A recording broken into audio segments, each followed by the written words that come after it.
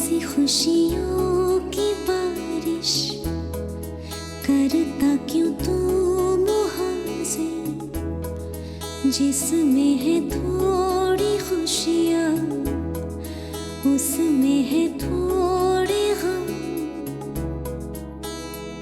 न जाने सब क्यों मुझसे खफा, मेरे अपनों ने दी मुझको सजा। क्या है सही और क्या गलत बता। निशा निशा नंदन कानन के निशा, नंदन कानन के निशा। हम जब छोटे थे तो देवता निशाती को हमेशा कहा करती थी, तुम्हें मेरे कदमों में ही चलना पड़ेगा। तुम मेरा इंतजार करते रहोगे तो तुम्हारे माँ के अरमान कभी पूरे नहीं होंगे। तू निशा को बोल नहीं रहा है, क्या चाहते हो तुम लोग?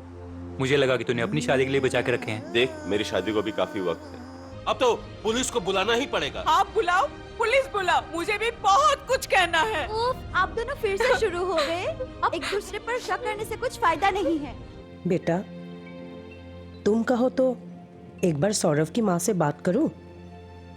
नहीं माँ, मैंने खुद को बहुत मुश्किल में डालकर ये फैसला लिया है।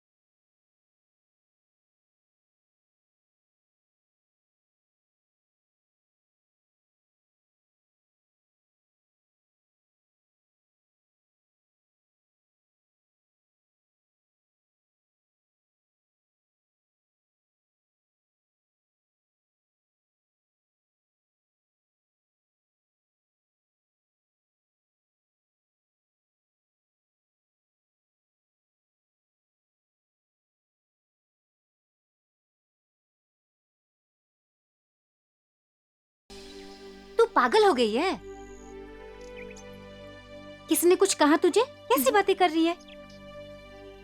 देख अमया, जिंदगी में कभी कभी ऐसा वक्त आता है जब हमें जिम्मेदारी उठानी पड़ती है। मैं तो बहुत खुशनसीब हूँ कि भगवान ने मुझे ऐसा मौका दिया, मैं अपने परिवार के लिए कुछ कर सकूं। और रही बात शादी की, एक लड़की की जिंदगी में सिर्फ शादी करना ही आखिरी मकसद नहीं होता है, ठीक है? देख अभी ना सब कुछ हम लोग पॉजिटिवली लेंगे, समझी? Think positive.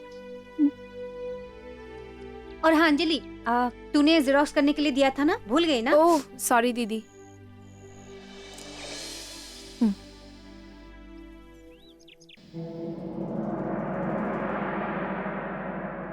रिया, क्या बात है रिया? कुछ हुआ क्या?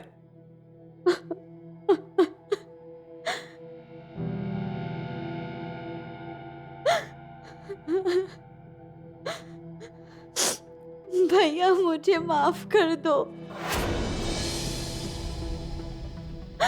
मुझसे बहुत बड़ी गलती हो गई। क्या हुआ? तुम रो क्यों रही हो? रिया, बोलो क्या हुआ? किसी ने कुछ कहा क्या? वो देवता के वार्डरोब से 50,000 मैंने चुराए हैं। 50,000? पर क्यों? इतने पैसे का तुमने किया क्या? मुझे अमित को देने के लिए ये सब करना पड़ा।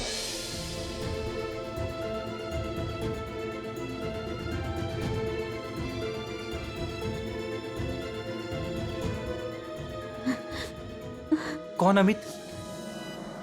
भला तुमने उसको इतना पैसा क्यों दिया? रिया, तुम ठीक से बताओ तो सही, हुआ क्या है? प्रॉब्लम क्या है? अमित और मैं एक दूसरे से प्यार करते हैं। क्या? पर तुमने तो मुझे इस बारे में कभी बताया नहीं। कब से? मैं तुमको बस बताने ही वाली थी,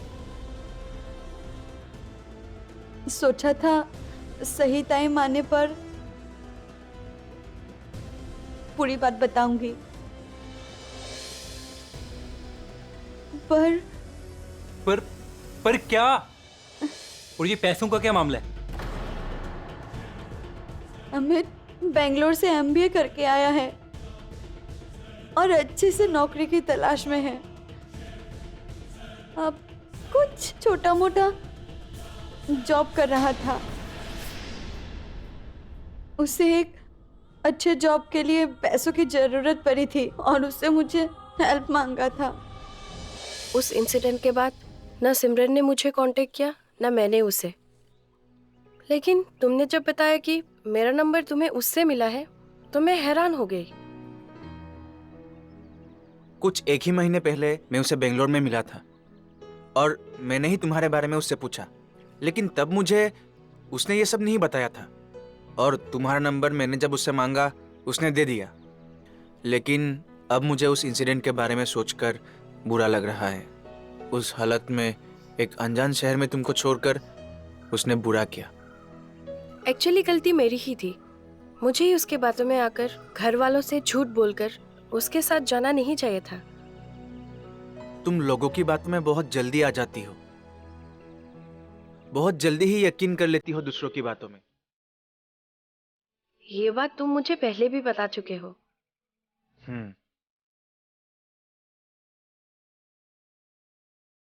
कुछ हुआ क्या? कुछ भी तो नहीं। क्यों? टेंस्ड लग रहे हो। नहीं, वैसी कोई बात नहीं है। कुछ तो है। तुम हमेशा कुछ ना कुछ मजाक करते ही रहते हो। आज क्या हुआ? क्या बताऊं रिया, थोड़ी तो टेंशन है, लेकिन कोई बात नहीं, सॉल्व हो जाएगा। क्या हुआ? तुम मुझे नहीं बताओगे? अपना प्रॉब्लम तुम शेयर कर सकते हो। बताओ ना, शायद मैं कुछ हेल्प कर दूं। इस मामले में तुम मुझे हेल्प नहीं कर पाओगी। फिर भी तुम इतना पूछ रही हो तो सुनो, मुझे अर्जेंटली 50,000 रुपए की जरूरत है। 50,000? पर क्यों? असल में मैंने एक बड़ी प्राइवेट कंपनी में एक नौकरी के लिए अप्लाई किया था,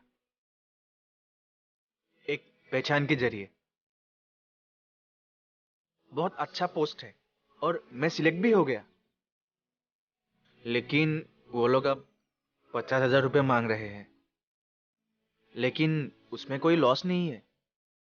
जिस पोस्ट के लिए मैं सिलेक्ट हुआ हूं, उस पोस्ट की स्टार्टिंग सैलरी ही 1,20,000 की होगी। पहले ही सैलरी में पैसा रिटर्न हो जाएगा। लेकिन पैसे मिलने के बाद नौकरी नहीं हुई तो? मैंने बोला ना, ये सब एक पहचान के थ्रू हुआ है और उसके उस ऑनर के साथ अच्छा संबंध है। वो बात तो है। मैंने तुमको और एक बात नहीं बताया कि मेरे देवता का रिटायरमेंट हो गया है और अब उनके पेंशन के पैसों पर चलना मुझे बिल्कुल अच्छा नहीं लगता है। रिटायर नहीं होते तो अलग बात थी, लेकिन इस उम्र में अपने देवता के पैसों पर चलना अच्छा नहीं लगता। ये मौका मैं हाथ से नहीं जाने दे सकता।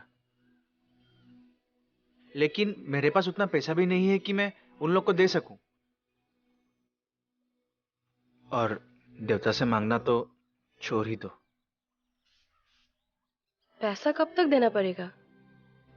जितनी जल्दी हो सके उतना अच्छा है, नहीं तो उतना पैसा देकर कोई और नौकरी ले लेगा। वैसे तुम्हारे पास होंगे क्या उतने पैसे? सैलरी मिलते ही मैं दे दूंगा। मेरे पास इतने पैसे कहाँ से आएंगे?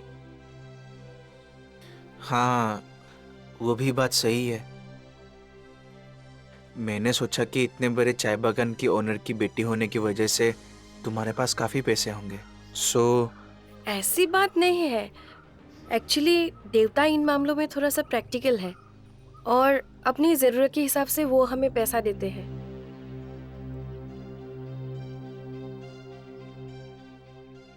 हेलो, हाँ, क्या बात बोल रहे हैं? ठीक है, मैं आपको कॉल बैक करता हूँ। सुनो रिया, उसी इंसान ने मुझे फोन किया था। कल या परसों के अंदर पैसा देना पड़ेगा, नहीं तो नौकरी किसी और को मिल जाएगी, और यह नौकरी मैं खोना नहीं चाहता। एक काम करो ना, तुम अपने भैया या देवता से मांगकर मुझे दे दो। फर्स्ट सैलरी मिलते ही मैं उनको पैसा लौटा दूंगा। नहीं, मैं ऐसा नहीं कर सकती। क्या कहूंगी मैं घर वालों से? मेरे बारे में बोल देना। मैंने घर वालों को अभी तक तुम्हारे बारे में कुछ भी नहीं बताया है। तुम मुझसे प्यार करती हो ना? हाँ। तो मेरे लिए इतना भी नहीं कर सकती? सुनो रिया, मैं अपने देवता की कसम खा के कहता हूँ, पैसे मिलते ही मैं उनको दे दूंगा। ठीक है, मैं देखती हूँ। अमित की परेशानी मुझे देखी नहीं गई। मैंने सोचा था कि आप लोगों से बोलूं, पर साहस नहीं कर पाई। और मैं ये भी जानती हूँ कि देवता अपने कवर्ट में कभी कभी पैसे रखते हैं। मैंने सोचा क्यों ना एक बार चेक कर लूं, और मैंने देखा कि वहाँ 80,000 रुपए रखे हुए थे। पैसे देखकर मैंने अमित के बारे में ज्यादा सोचा, आप लोगों के बारे में नहीं, और मैंने वहां से 50,000 रुपए निकाल लिए। और अमित ने अपने देवता के कसम खा के बोला भी था कि वो पैसा लौटा देगा, लेकिन मैंने ये नहीं सोचा था कि वो झूठ बोल रहा था।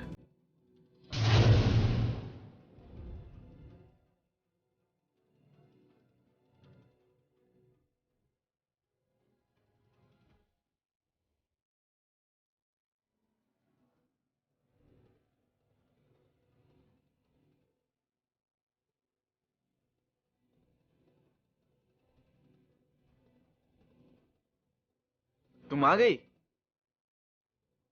हाँ, लेकिन तुमने मुझे यहाँ पे क्यों बुलाया है? सबके सामने पैसे दोगी क्या? कितने लोगों की नजर पड़ सकती है। वैसे तुम पैसे लाई हो ना? हाँ।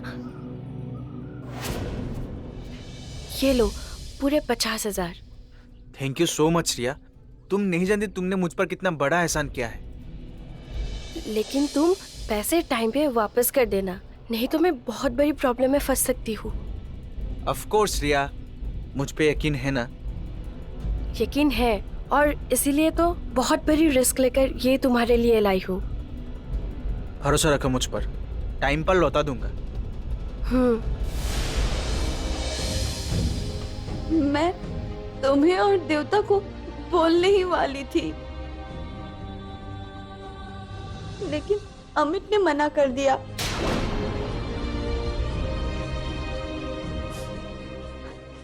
पैसों के लिए अमित का टेंशन मुझसे देखा नहीं गया, और मैं तुम इतना बड़ा कांड कैसे कर सकती हो? कभी तुम्हें 50 रुपए भी चाहिए होते थे, मेरे से मांग कर लेती थी, और आज 50,000 रुपए चोरी करना सीख गई। I'm sorry भैया, मैंने सोचा ही नहीं था कि अमित ऐसा निकलेगा। मैंने तो बस उस पे विश्वास करके ये सब किया था। कहाँ है अमित? पता नहीं, आज 2 दिन से उसका मोबाइल स्विच ऑफ है। अब क्या होगा भैया? अब रोना धोना बंद कर, अमित का फोन नंबर और एड्रेस बता, मैं सब संभाल लूंगा। देवता को पता चल गया तो मुसीबत आ जाएगी। और सुन, आइंदा से ऐसी गलती मत करना।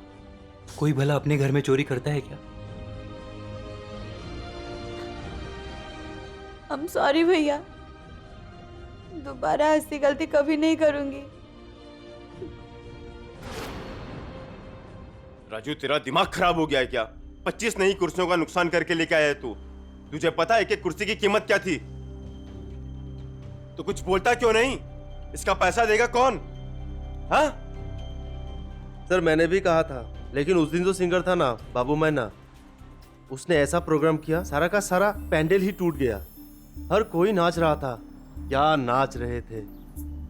लेकिन उसका आवाज में इतना दम नहीं था, पर म्यूजिक कमाल का था। वो तो बॉस मिठुन को भी डांस में हरा देगा। हाँ मैंने भी देखा था। थप्पड़ मारूंगा। हाँ मैंने भी देखा था। मुझे इन सारी बातों से कोई मतलब नहीं है। मुझे मेरा पैसा चाहिए। 2 दिन में कमेटी से पैसा लेके आओ, नहीं तो तुम्हारी सैलरी से काटूंगा, समझे? चलो भागो यहाँ से, चलो भागो। अरे महेश, इतना गुस्से में क्यों है यार? क्या कर दिया इन्होंने? अरे कुछ नहीं यार, परेशान करके रखा है इन लोगों ने मुझे। तंग आ गया हूं इन लोगों से। चैरिटी का शो था, 1000 कुर्सियां हमारी किराए पर दी थी। 25 नई कुर्सियों का नुकसान करके आए हैं। अब कमेटी वाले बोल रहे हैं कि वो पैसा नहीं देंगे। सच में मैं इन दोनों से बहुत तंग आ चुका हूं। लगता है मुझे राजू को निकालना पड़ेगा यार, नहीं तो वो मनोज को भी अपने साथ साथ बिगाड़ देगा। अब तो तेरा लॉस हो जाएगा यार। और नहीं तो क्या, अब कहीं से मैनेज करना पड़ेगा। ये सब छोड़, तू रिया को लेकर परेशान था ना, क्या हुआ? हाँ, कुछ दिन से रिया एक अमित नाम के लड़के के साथ रिलेशन में थी। अमित? कौन अमित? कैसा अमित? इतना तो मुझे भी नहीं मालूम, जस्ट रिया ने बताया। अच्छा, और फिर? फिर क्या, उस लड़के ने रिया को झूठे प्यार में फंसाया, शादी का वादा किया और झूठ बोलकर पैसे मांगे।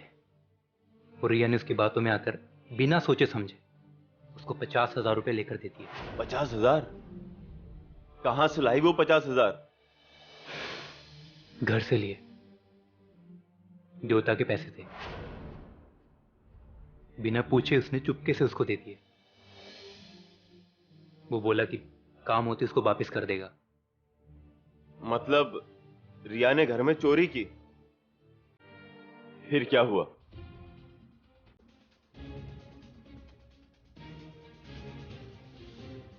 वो लड़का फ्रॉड निकला।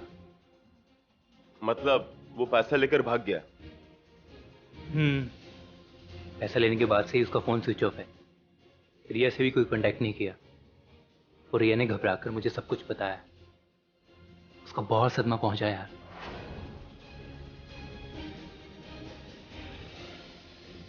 ये अमित कहां मिलेगा? अभी के अभी उसे उठाकर उसके हाथ पैर तोड़ देता हूं। फिर उसे पता चलेगा कि उसने किससे पंगा लिया है। महेश, ये काम हमें बड़ी ही सावधानी से करना पड़ेगा। उसके दोनों फोन स्विच ऑफ हैं और ये उसके घर का पता भी नहीं जानती है। हाँ, उसके कुछ दोस्तों का कॉन्टैक्ट नंबर मेरे पास है, पर अब तुझे उस अमित तक पहुंचना पड़ेगा। तेरा नेटवर्क और पहुंच काफी अच्छे हैं और मुझे लगता है कि ये काम तू बड़ी ही आसानी से कर पाएगा और किसी को कोई भनक भी नहीं लगेगी। तू चिंता मत कर।